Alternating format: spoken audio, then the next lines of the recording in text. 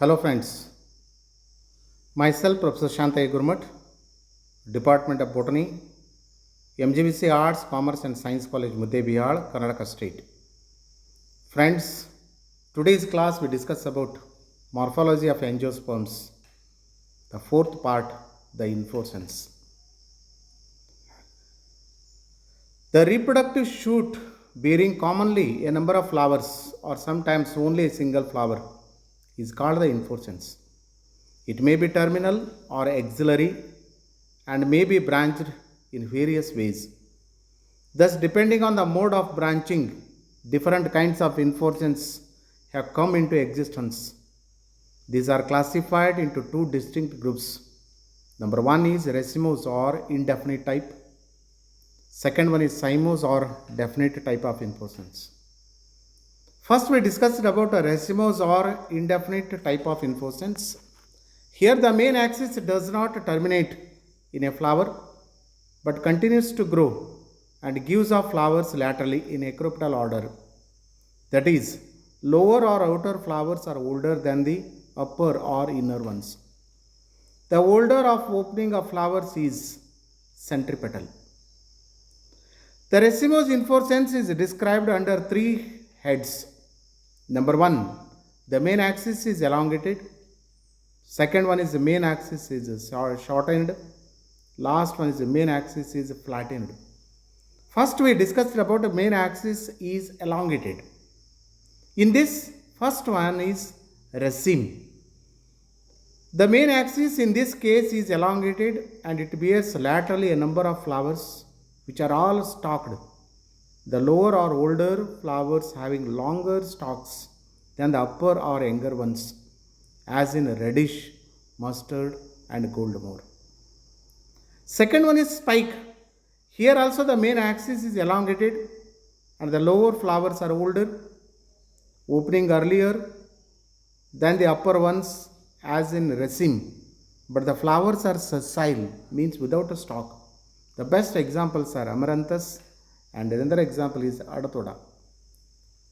The third one is spikelet. These are very small spikes with one or a few flowers. Spikelets are arranged in a spike. Raceme may be sessile or stalked on the main inflorescence. Each spikelet bears at its base two minute scales or bracts called empty glumes. Slightly higher up, it bears a third bract called flowering glume or lemma. And opposite to the lemma, it bears a small two-nerved bracteole called pilia. Each flower of the spikelet remains enclosed by the lemma and the pilia. Flowers and glumes are arranged on the spikelet in two opposite rows.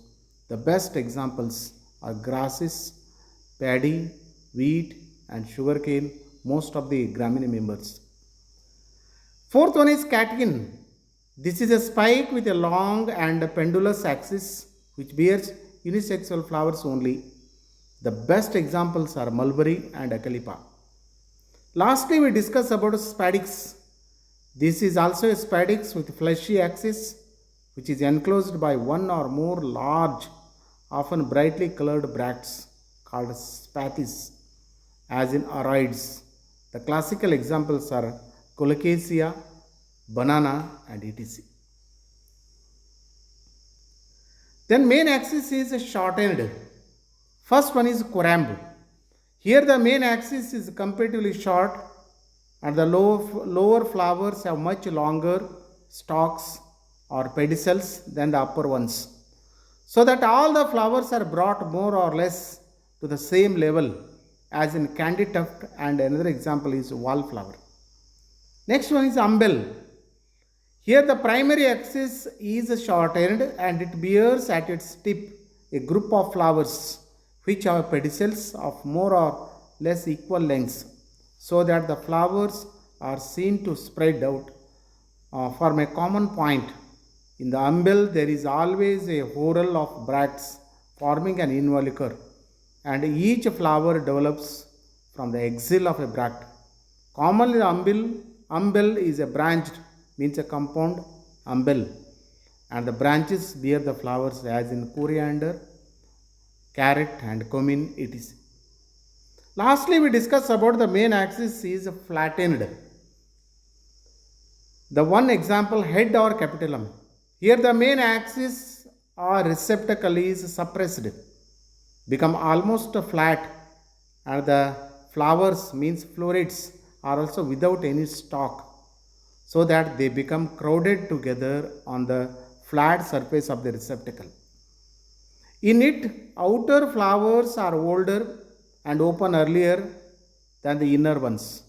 Although the whole inflorescence look like a single flower, it is really consists of a clustered mass of small sessile flowers, means florets, usually of two kinds. Number one, ray florets, marginal strap shaped. Second one is disc florets, central tubular ones. The inflorescence is surrounded at the base by one or more whorls of often green bracts forming an involucre. Head or capitulum is characteristic of the sunflower, marigold and safflower etc. Then we discuss about cymose inflorescence or definite inflorescence.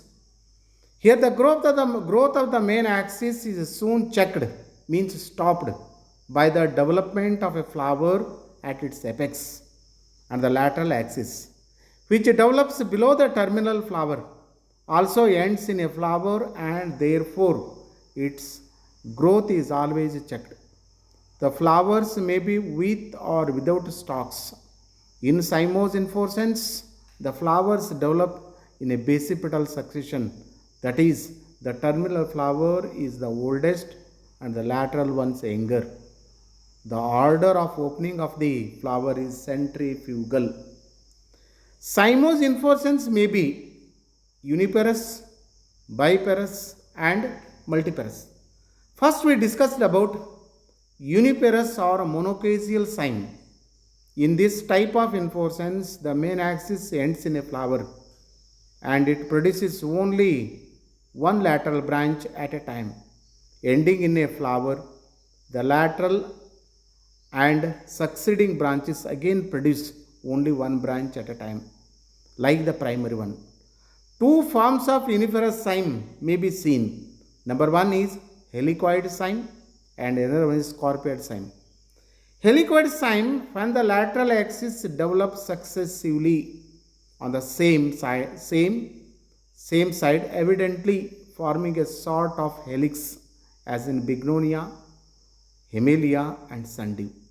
And scorpioid cyme, when the lateral branches develop on alternate sides, evidently forming a zigzag manner, as in heliotrope, means heliotropium.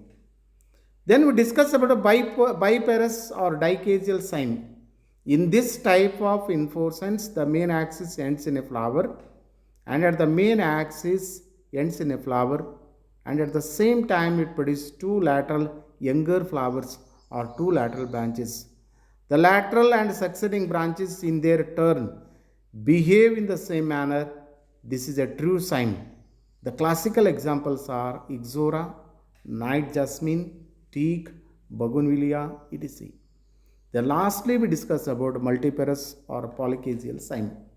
In this kind of cymose inflorescence, the main axis has unequal ends as in a flower, and at the same time it again produces a number of lateral flowers around. There being a number of lateral flowers developing more or less simultaneously, the whole inflorescence looks like an umbel, but readily distinguished from the lateral by the opening of the middle flower first. This is seen in Calotropis. See, this is the uniparous, means scorpioid and helicoid, biparous cyme and multiparous cyme. The solitary, raceme, spike, coramb, umbel, capitulum, panicle, cyme, etc. The lastly we discuss about a spatial type of inflorescence. First one is cyathium. This is a spatial kind of inflorescence found in euphorbia. The best example is the Poinsettia. In Cyathium, there is a cup-shaped involucre, often provided with a nectar secreting glands. The involucre encloses a single female flower reduced to a pistil. The center seated on comparatively long stalk and a number of male flowers, each reduced to a solitary stamen. Around this, seated on a short stalks. That each stamen is a single male flower is evident from the fact that it is articulated to a stalk and that it has scaly bract at the base. The flowers follow the centrifugal in cymose order of development. The female flower in the center matures first, then the stamens or male flowers just surrounding it, and ultimately the marginal ones. Second one is verticillester. This is a condensed form of cymose inflorescence with a cluster of sessile or almost sessile flowers in the axil of a leaf, forming a false whorl at the node. The first axis gives rise to the second lateral branches, and these branches and the succeeding ones bear only one branch, each on alternate sides. This kind of inflorescence characteristic of Labiate family. The classical examples are Osmium and Coleus iris. The lastly we discussed about Hypanthodium type of inflorescence. When the fleshy receptacle forms a hollow cavity, more or less pear-shaped, with a narrow apical opening guarded by scales, and the flowers are borne on the inner wall of the cavity. The inflorescence is a hypanthodium, as in ficus and banyan and fig are the classical examples. See, these are the structure of the Cyathium inflorescence, verticillester inflorescence, the lower side hypanthodium type of inflorescence. Okay. Thank you friends. We meet in the next video.